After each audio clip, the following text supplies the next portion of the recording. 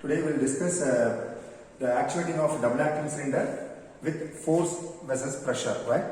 So this experiment, so you know this is a circuit diagram will be there. So this is a actuate double acting cylinder will be there. The flow control valve will be connecting. The double directional solenoid valve can be controlled and that will be connected by the pump by the oil filter. So this is a experimental setup will be there. So the aim for this experiment is, so we have to actuating the double acting cylinder with pressure versus force.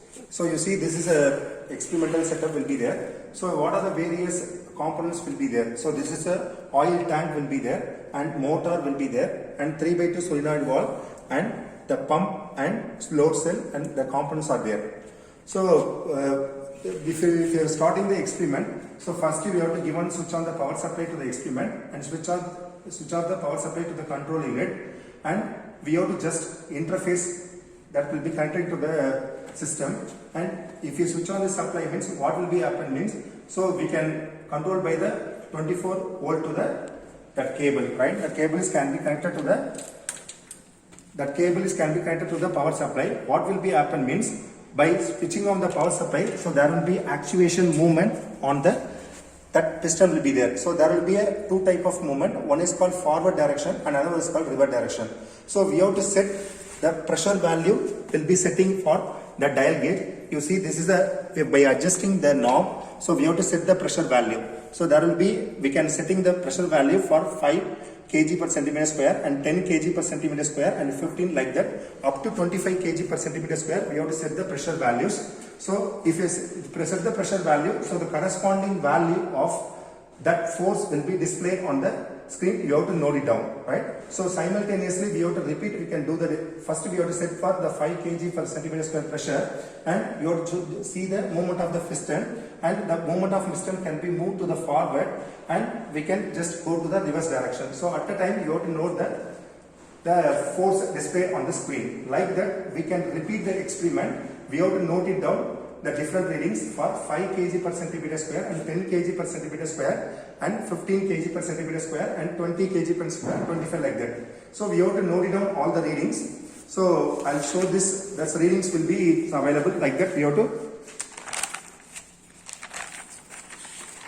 So you can see this is a tabulation. We have to just take it down. So the tabulation, the first column will be given for pressure and second column will be force displayed and third one is called calculated force and last one is percentage of error. So the pressure will be kg per centimeter square will be available on this, the dial indicator. So first I have to note it down, the 5 kg per centimeter square. In the corresponding the force displayed on the screen, we have to note it down. So like that we have to, for 5 or 4 set of readings will be taken, 5, 8, 12, 16 I will take. So first I will take in the 5 readings, the respective force I will note it down. Second I will set the pressure for 8 kg per centimeter square, the corresponding force displayed we have to just note it down. And next one, the 12 kg per centimeter square and corresponding force, and like that 16 kg per centimeter square and corresponding force we have to note it down. So after that, so the third column we can see in the tabulation, this is called calculated force. So the calculated force means there will be a formula is there. The normal formula is the pressure is equal to force by area. So you know the pressure value and area is equal to pi by 4 d square. So already we have the given for specification. There will be a cylinder diameter is 50 mm and a cylinder rod diameter is 28 mm and a cylinder stroke length is 150 mm. The specification is can be given, right? So that value already when you know that is available in the manual. By using this value we can calculate the force for the individual pressure value. So we can calculate for the first value, the 98.17 kg, that value will be noted down. So like that for all the readings, so we have to calculate it for the calculated force with the respective pressure.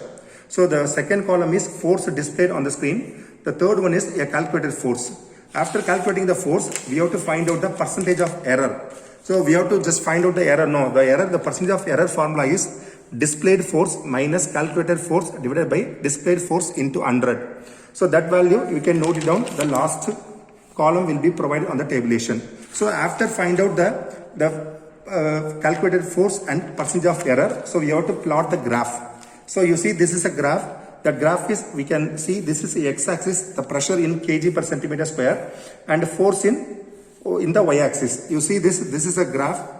This graph will be x-axis, the force will be there, and y-axis you have to plot in the y-axis. So the different values, already you note all the values, we have to plot in the graph, and by connecting all the points, so there will be the output of the graph will be there. So the finally we have to know that, so by actuating of double acting cylinder by with versus the force versus pressure, right? Okay, thank you.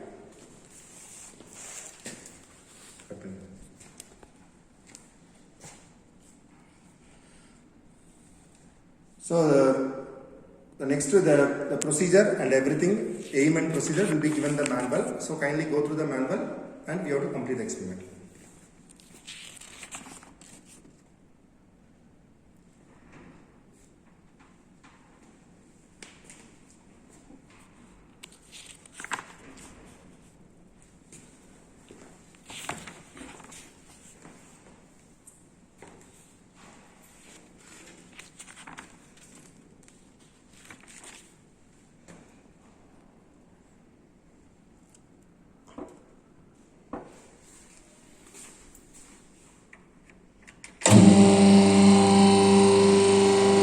When I'm working, how we can the movement as shown in this.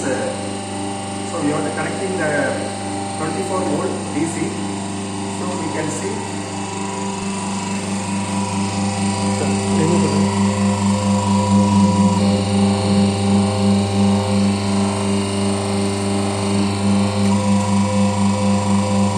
So we'll see this is a movement of the double acting cylinder from the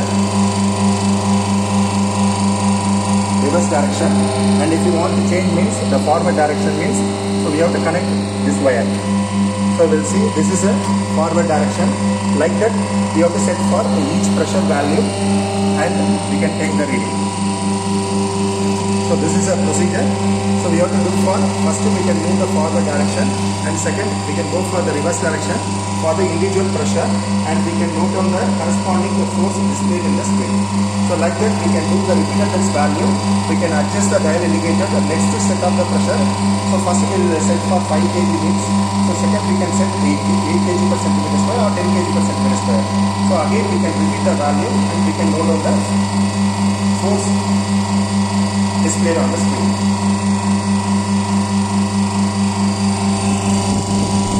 So this is another set of pressure will be set.